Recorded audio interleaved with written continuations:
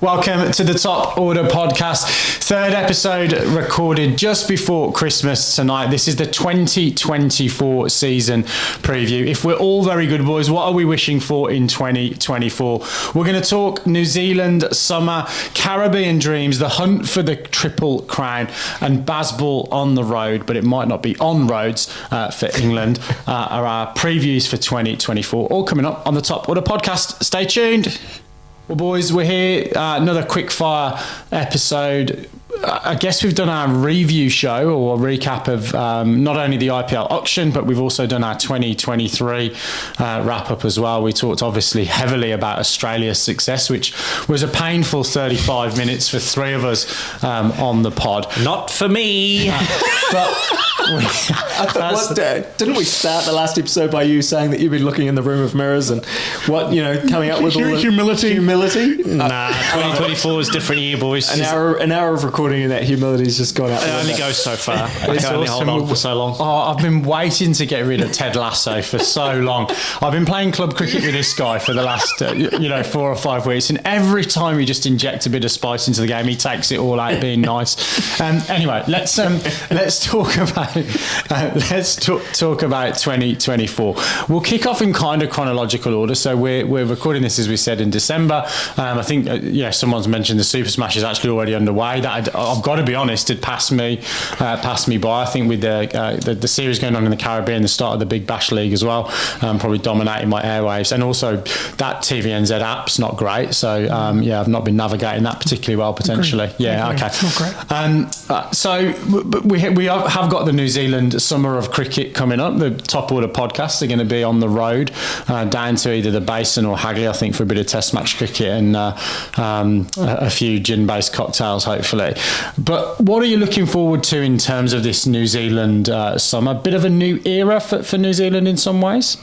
Yeah. Do you want to go first? Well, why don't you tell us about the calendar for New Zealand, and then I might talk a little bit about how I see the year going on the personnel point of view. Yeah. So the really exciting thing for me is that we're going to get some really quality series and especially the exclamation mark there on Test cricket. Yeah. With South Africa 2 tests, even though they might be sending a little bit of a lesser team, it's still good to see them on our shores, followed by the Australians 2 tests, which is going to be a massive series for us.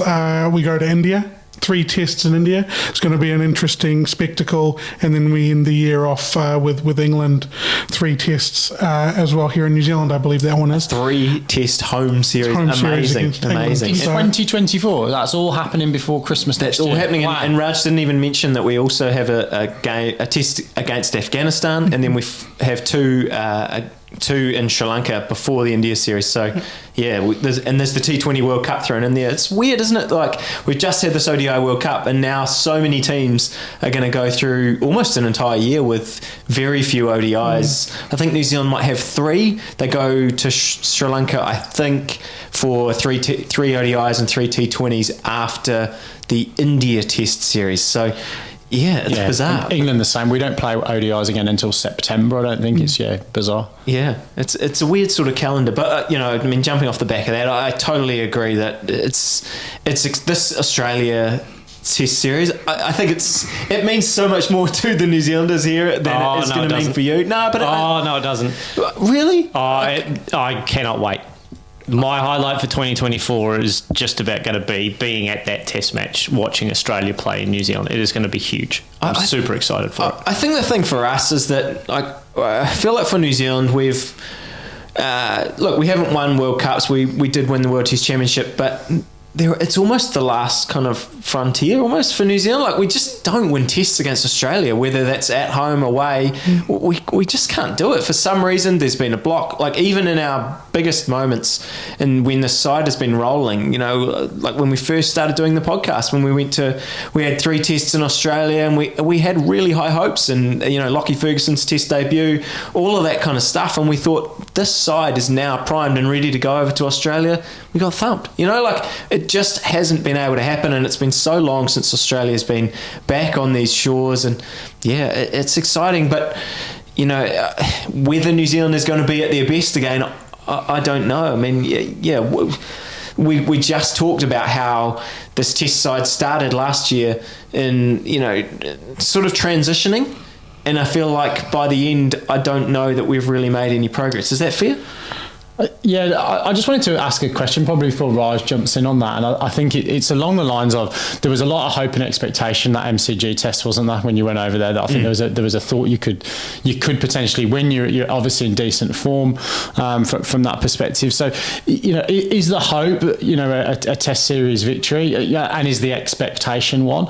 And then I guess the other component is, and we talk about this a lot on the podcast, you lead into this test series literally 4 days before you're at a football ground playing a T20, and then you're down at a pretty old-fashioned test venue playing in a test match. Do you think the series is getting the billing and the lead up and the preparation that's that it deserves, and in a test cricket context as well? Why don't you go on the expectations, and then because I have some thoughts on the billing side of things. Yeah. So I think it's been a very mixed year for New Zealand 2023 that we've talked about.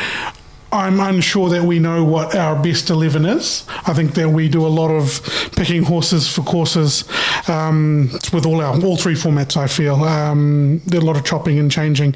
It'll be interesting going into this year to see what that new era looks like. We have to start picking and sticking with a few players going forward. That's what I think we need to start doing. Do you think we can beat Australia in that series?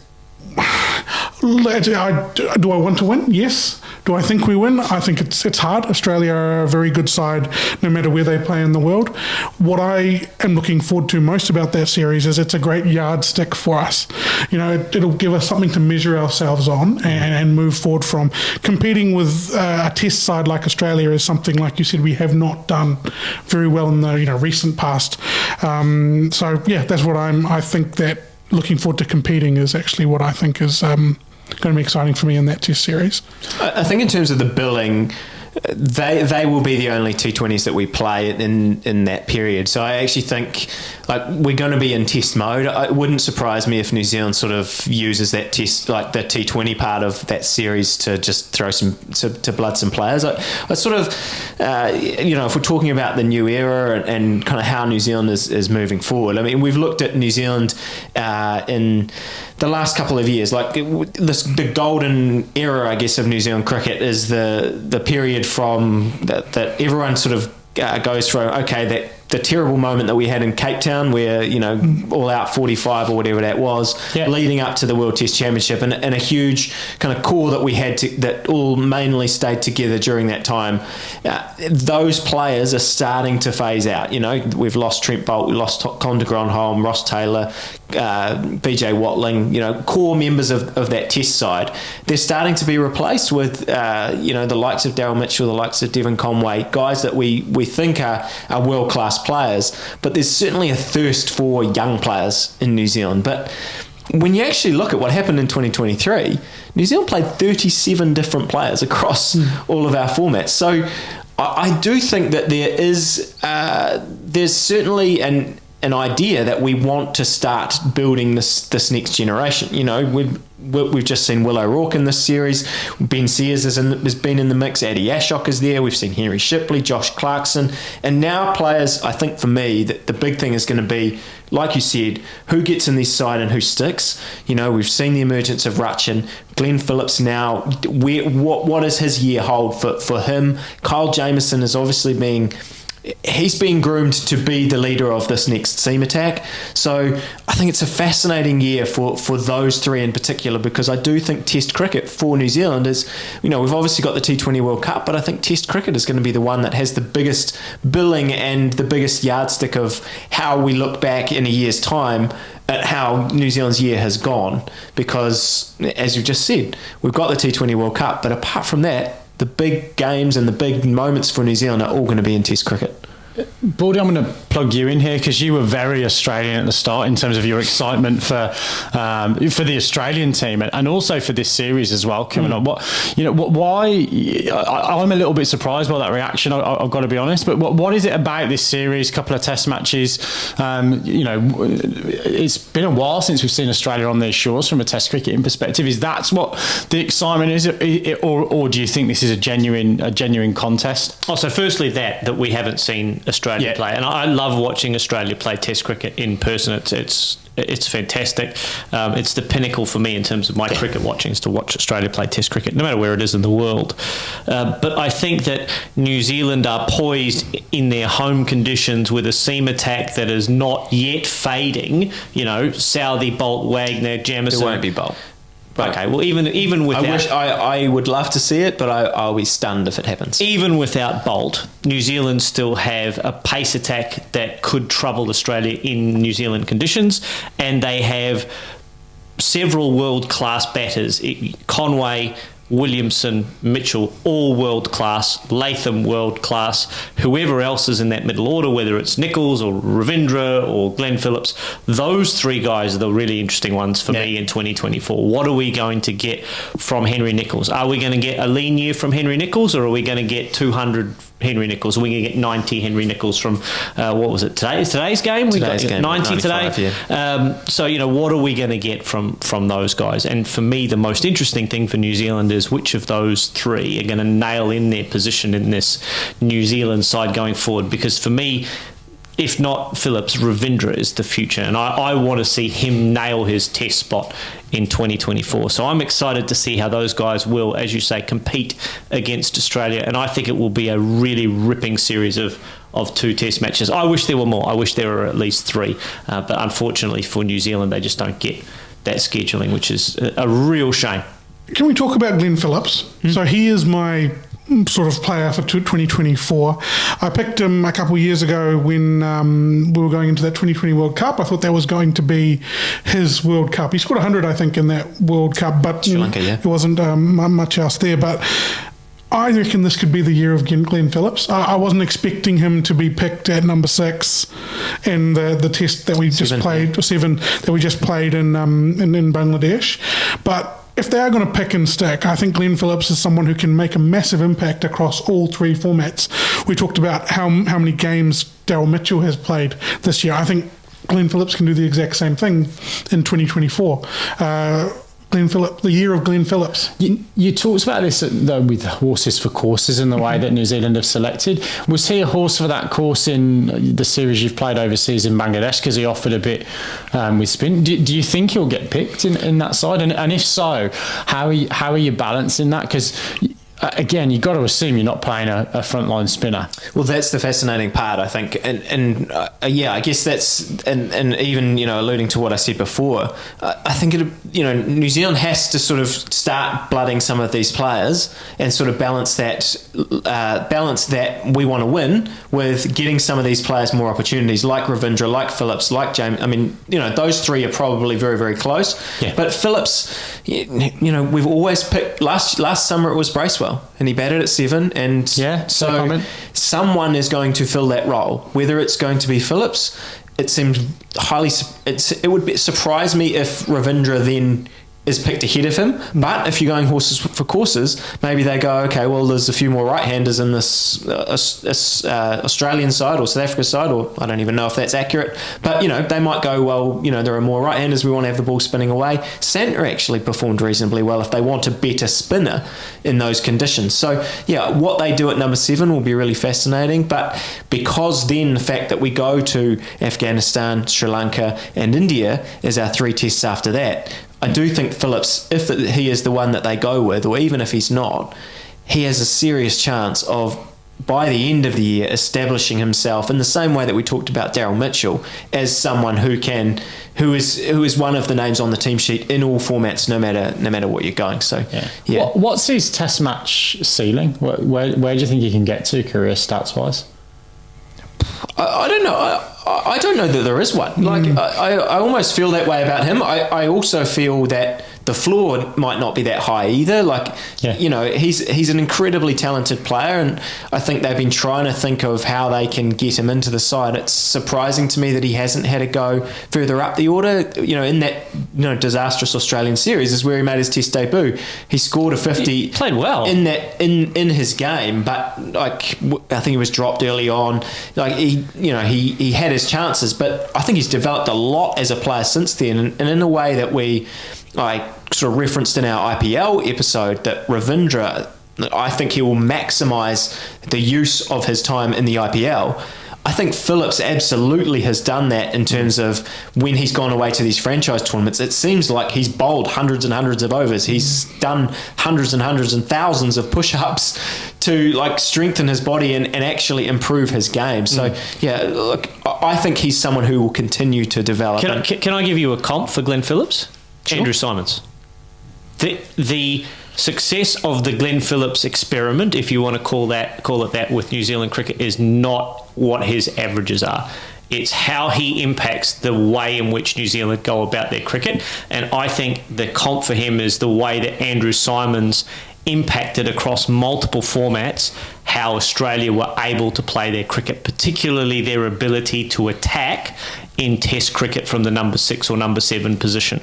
I think that's going to be the impact that Glenn Phillips could have in terms of how he affects the way in which New Zealand are going to play cricket. And I think if you judge Glenn Phillips by whether or not he averages 35 or 40 with the bat, I think he's going to let you down, or he's going to let fans down, because I don't think that's the way that we should be looking at Glenn Phillips. We should be looking at, is he contributing to winning games for New Zealand or putting New Zealand in winning positions, which is exactly what he did in Bangladesh. Yeah. And I think if he continues to do that, he'll be a massive success for New Zealand.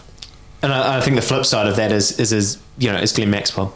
Like, I think that's the other side of things that could happen. Like, those two outcomes, I think, are both on the table in terms of Phillips's career. And like I said, watching that develop will be fascinating. After the New Zealand summer, or during the New Zealand summer, we do have another series that is going to be going on that I think is going to capture a lot of attention, certainly from all of us in the room as well, and I'm sure everyone listening and watching on as well. England have a little series that they're going to be taking part in. Well, it's not so little, 5 tests. Yeah, look, 5 test series against India for England. So I've kind of put Bazball on the road.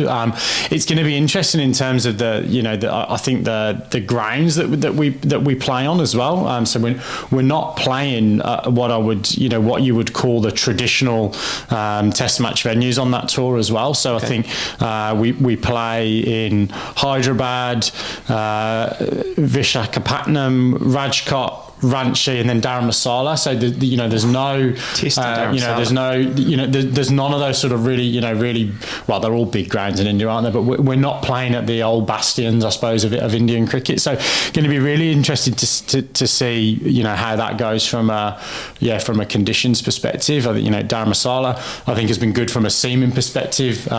England have picked Jimmy Anderson in that squad. So I think if I kind of really project what I'm looking forward to, it is the emergence or the continuation, I suppose, of the Bazball experiment. That the way that England are going to go about playing their Test cricket. I think the kind of side comment to that is, it's a difficult one because.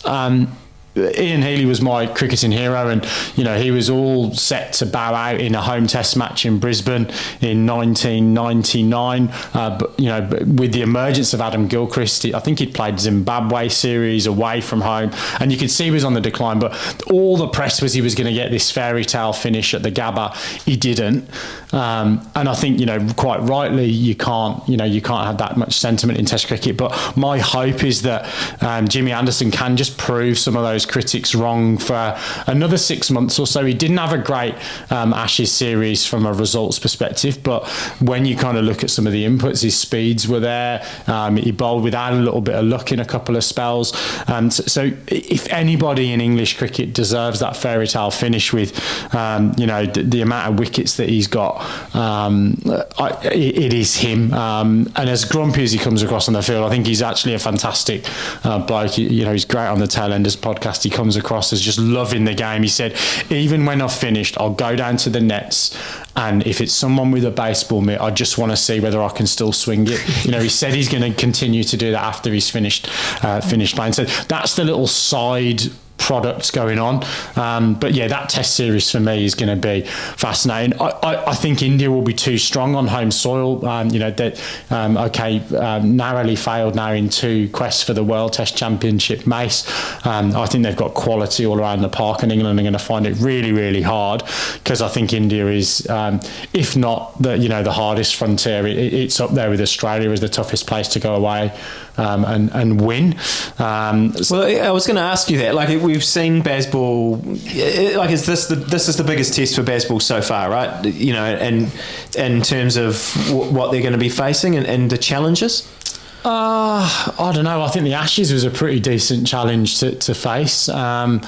This is gonna test, I think, the resolve of the guys to potentially keep going after spinners, because they're going to have to do that at some point. But it might not be in the first Test match, it might not be in the first session, but at some point they're going to have to probably be in a position where someone like Ben Duckett sweeps out of everything and looks silly doing it, and then he's got to go in and do it again, and the guys have got to they've got to find a way to continue to put the foot down and exert the pressure, and all these kind of buzzwords that have come out of this Bazball era. And then I think from a bowling perspective as well, I think what will stand them in really, really good stead is the way that we bowled in Pakistan last winter.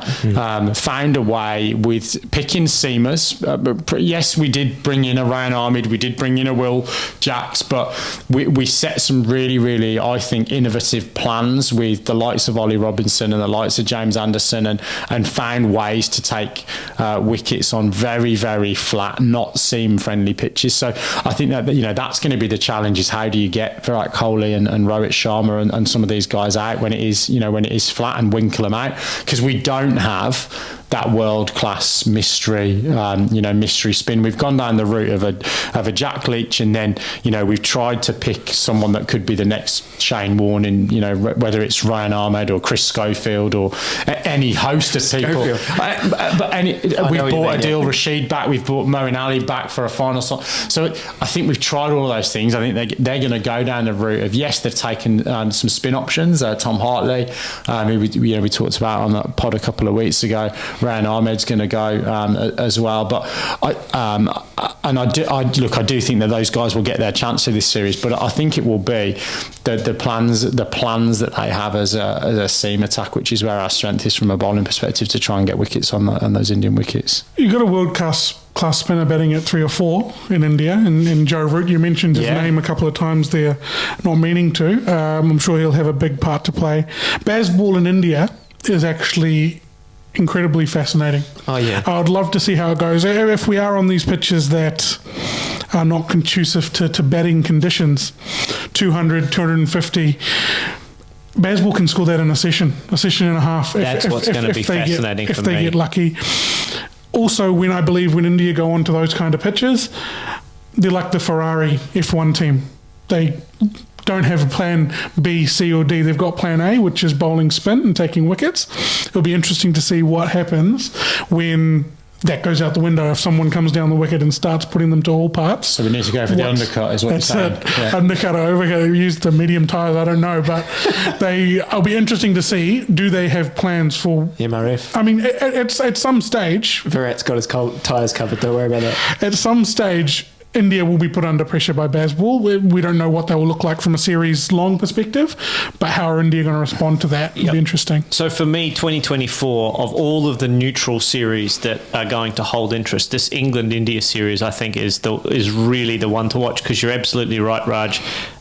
England and India are both going to be under pressure in terms of, are they going to stick to their convictions in that series, and how each team handles that, and the ebb and flow of Test cricket over a 5-match series is just going to be absolutely fascinating to watch from a neutral perspective. I couldn't agree more. We have talked a lot of Test cricket though, and we're starting to run low on time. Let's move on to the stuff. Yeah, let's move on to the Caribbean. So, look, it doesn't seem as if we can go more than 5 minutes without talking about a World Cup. There's an ICC men's event every year now, isn't there? I think is for the next 8 or 9 years. I think is the schedule. Let's not spend ages on this, but are there too many? Like, are there too many now? Yes. There are? I think we had this conversation on Monday night in our social grade. Absolutely there are. The Champions Trophy is an unnecessary event, I think. If we had 4 years for our World Cup cycles for our white ball format and then some World Test Championship stuff every either 2 or 4 years, it's more than enough. I'm going to come at this from a different angle. Go for it. How excited have you been by the bilateral series that you've seen so far? After the World Cup this year, they haven't been terribly exciting to watch. I think some of the games have been exciting, but I agree with you. The interest around the series, the determination to watch them over, they do feel like there's nothing on them. I'll give you that. So by the ICC making a focal point of the year, that tournament, maybe it is just the next evolution in how this looks as a white ball game. We can go into this heaps, but I think it's the ICC trying to maintain relevance for international cricket in the face of overwhelming popularity of franchise cricket. Yeah, and when franchise cricket have got a trophy to win every year, you need that for the international sides as well, perhaps. Yeah, look, I'm gonna go with Baldy, and it pains me to agree with him, but yeah, I do think it should be on a wider cycle. I think part of it is, you look at the Football World Cup, that's every 4 years. It's been every 4 years since 1920, whatever. 30. 1930. Was Uruguay the first one, I think? Yep. Yeah. But thanks for the stats. But yeah, I think, there is this sort of the fact that you only get probably 2 bites of the cherry, maybe 3 if you're lucky, at a World Cup, and if it's every year or every 18 months, I think that ultimately over the course of when we're looking at this from our rocking chairs in our old people's home, it probably will diminish some of those World Cup victories because they've come around so thick and fast. So I don't know what the right cadence is, because I think from a World Test Championship cycle perspective, you don't want it to go too long. But then, yes, certainly from a World Cup perspective, maybe it's that the 50 over one is every 3 or 4 years, and maybe the T20 one's every 2 years. I have an answer. Do you want the answer? Go on. World Test Championship every 4 years, ODI World Cup every 4 years, T20 World Cup every 4 years, and cricket the Olympics. There's your 4 tournaments. You have one of them every year. You've still got something to look forward to. You've missed the French Open. I have missed the French. There's got to be something on clay. Well, look, that is the evolution of cricket. We'll get to that in How to Solve Cricket, which is one of my big article series I'm working on in 2024. So stay tuned, listeners. Is that a Splinter podcast? No. It's going to be a running series to replace the now completed series of Hall of Fames. Yeah, that one.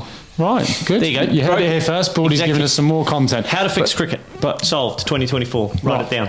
Good. But Australia can win the Triple Crown though this year. They can. In 2024. Yes. It never been done before.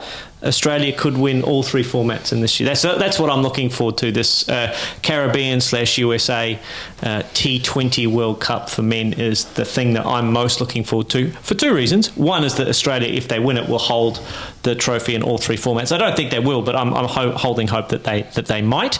But also I'm looking forward to the introduction of cricket into the United States, which I think will be potentially a huge moment for the development of cricket. We've tried it a number of times. Stanford tried it. The Major League Cricket or whatever this series that's being run. That was quite well received, wasn't it? Yeah. So how big do we think that is? The fact that this is a joint host between the Caribbean and the US? It could be big, right? I mean, I think we're going to see that when we see, we're getting some of you guys didn't even know, this is a 20-team T20 World Cup, and not in the sense that we've had in other World Cups or T20 World Cups where we have kind of the qualifying process for 2 teams to get in. This is now 4 pools of 5 teams. We've got the likes of I think it's awesome in the face of all of these franchise tournaments where we see the same kind of players going around again and again in different places. We've got the USA themselves. We've got sides like PNG, Nepal, Uganda qualified in the African sides, and that some of those sides are going to be playing India and Australia and New Zealand. Those 5 teams is going to be in each format, and 2 of the sides go through to those knockout rounds. So it's going to be very exciting from that point of view to just see the number of sides that are playing, and USA is going to be one of them, and we'll see by the crowds, right? We'll see whether people are in behind it and whether it gets the TV numbers that they're excited, because if they get that, surely then that drives more cricket in that region. 2024 Men's T20 World Cup in the USA, LA Olympics in 2028. So we know cricket is going to be at the Olympics. So the next 4 years for cricket in the United States from a development perspective, I think is super important for the future of the game. I'm hoping that in this little window that we've got now, cricket is able to give a good enough account of itself that we end up seeing the US Cricket League, I can't even remember what it's called. Major League Cricket. That thing have some impact like the early years of Major League Soccer in the United States, which wasn't terribly successful, but was financially viable enough that it continued to fund itself and is now an important part of the professional sporting landscape in the United States. I'm not saying that Major League Cricket will get to the MLS level. It's now popular. Messi's playing, Beckham's involved in Miami, etc. But as importantly, the grassroots soccer in the United States is now probably one of the hugest sports in schools and whatnot. So I think that's in the colleges. That's the impact that can possibly have on the game. Let's finish on something relatively frivolous, I suppose, and a player that we're excited to see grow throughout the course of 2024. You both can't have Rachin Ravindra. I think we both just named Glenn Phillips before. Glenn Phillips. Okay, you're both going to name the same. I think the conversation that we had kind of covers it for me. Over to you guys. I've got Harry Brook. So I think he had a disappointing IPL for Sunrisers. He's been picked up again this year. I know it was only a little cameo, but we saw it in the second one-day international, 30 off 7 balls or something like that, and just looked ice cool, I should say, in the way that he finished off that game. And look, I think he is that 3 format player, and just has a little bit of chutzpah, if that's a word. If it isn't, it should be. He's certainly got the riz, as the kids are saying. The riz. Baldy, what about you? Who are you looking out for? I'm going to stick to some tried and true vernacular. I'm hoping for a comeback year for Will Pucovski this year. I hope he gets back on the cricket field on a regular basis and gets his baggy green cap back. But I'm also excited to see the continued development of Cameron Green. Can he work his way back into the Test team? And what are we going to see from Lance Morris and Spencer Johnson, these emerging Australian tearaway fast bowlers that may or may not get a Guernsey ahead of the likes of Boland, Cummins, Stark, Hazelwood, etc. So I'm looking forward to seeing what they can bring to maybe some white ball cricket for Australia in 2024. The other one that I might add to this conversation, seeing as we both had Glenn Phillips, is Jill Coetzee. I'm hoping that he'll be here for the Tests when South Africa. He's not coming. I don't think so. Unlikely. He'll be in the SA T20, and then the IPL and all the other rest of the cricket that he'll play next year, even if he doesn't come for the New Zealand series. I think he had an incredible World Cup. He burst onto the scene for me. He had been around for a while before that, but I really picked up on him at the World Cup. I think next year could be a breakout season for him, even more so. Yeah, and just springing to mind for me on the neutral side of things, Yashasvi Jaiswal kind of establishing himself in that Indian side will be another fascinating watch for me. He's someone I seem to any chance I get to mention him from an India perspective, I try and use it, because he's someone that just oozes class. Every time I watch him, I would love to see him kind of establish himself in that Indian side in lots of different formats. So big watch for me. Absolutely. Well, do pop a comment down below if you're watching the YouTube version, or drop us a note if you're listening on our podcast feeds with who you're looking out for in 2024. If we can ask you a big favour as well in 2024, is recommend the podcast to a friend or teammate, or even not a friend, like just an enemy if they like cricket. We'll take anyone that will listen or view the Top Order podcast. But look, that is our 2024 preview. As we alluded to, there's some exciting cricket coming up. We will, of course, be covering as much of it as we possibly can over the course of of 2024. I don't think there's any spoilers to say we will be at one of those New Zealand Australia test matches, and hopefully podcasting daily throughout the course of that test match whilst we're at the at and around the ground. Providing we can get ourselves off the town and into the recording studio on the morning of each game. We'll make it happen. We'll make it happen. We'll buy a loaf of bread and a couple of camping chairs, Baldy. Traditional shopping trip. Yes, but look, it is good night and God bless for us here in Auckland. Hope you've had a fantastic 2023. Hope you're looking forward to 2024 whenever you're listening to this podcast. So thanks for listening to us. Yeah, thanks for listening it. throughout the course of 2023. Happy New Year for 2024, the year of the rabbit. And we'll be back in your podcast feeds very, very shortly. Good night.